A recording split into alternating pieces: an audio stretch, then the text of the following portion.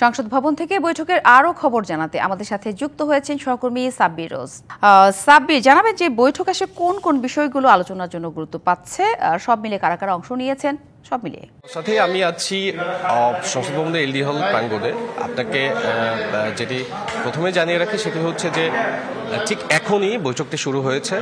নির্ধারিত সময় ছিল 11টাতেই বৈঠকটি শুরু হয়েছে এবং বিএনপি স্থায়ী কমিটির সদস্য নজরুল ইসলাম খানের নেতৃত্বে 5 সদস্যের, সালাউদ্দিন আহমেদ সহ 5 সদস্যের প্রতিনিধি দল বৈঠকে বসেছেন। অধ্যাপক ডক্টর আলী রিয়াজ সহ জাতীয় ঐক্যমত্য কমিশনের যে প্রতিনিধি দল রয়েছে তাদের সাথে। তো বিএনপি স্থায়ী কমিটির সদস্য সালাউদ্দিন আহমেদ যেটি আমাদেরকে জানিয়েছেন সেটি হচ্ছে যে বিচার বিভাগ সংস্কার গুরুত্বটি আজকে বেশি পাবে, পাশাপাশি যে বিষয়গুলোতে দ্বিমত রয়েছে সেই বিষয়গুলো আলোচনা হবে। বিশ্বমানের থার্মিক্স রড, সালাম স্টিল থার্মিক্স, দেশের একমাত্র থার্মিক্স রড।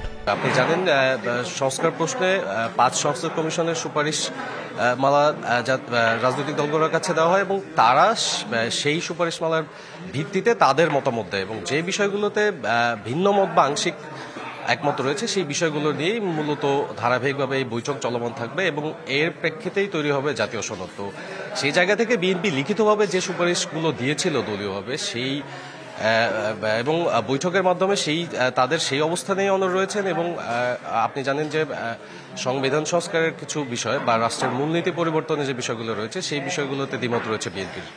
বিএনপি চায় যে রাষ্ট্র সংস্কারে ইতিবাচক ভূমিকা রয়েছে বিএনপির, কিন্তু রাষ্ট্রের মূলনীতি পরিবর্তন বা সংবিধানের যে সংস্কারগুলো রয়েছে সেই কিছু বিষয়গুলোতে তাদের দ্বিমত রয়েছে। তো সেই বিষয়ে আজকে আলোচনা হবে এবং আলোচনার মধ্যে যেটা প্রায়োরিটি রয়েছে বিচার বিভাগ সংস্কার আমরা শুনেছি, পাশাপাশি সংবিধানের যে বিষয়গুলো জটিলতা রয়েছে সেই বিষয়গুলো সমাধানের আলোচনা আজকে করা হবে এবং বৈঠক শেষে সাথেই আপনাকে আমরা পরবর্তীতে কি ধরনের সিদ্ধান্ত আসলো, কি ধরনের সংস্কার প্রস্তাব বিএনপির পক্ষ থেকে দেওয়া হয়েছে, জাতীয় ঐক্যমত্য কমিশন কি বলছে সবকিছু জানাতে পারবো। তো নিশ্চয়ই রোজ আপনি থাকুন, বৈঠক শেষে নিশ্চয়ই আপনার কাছে বিস্তারিত জানবো।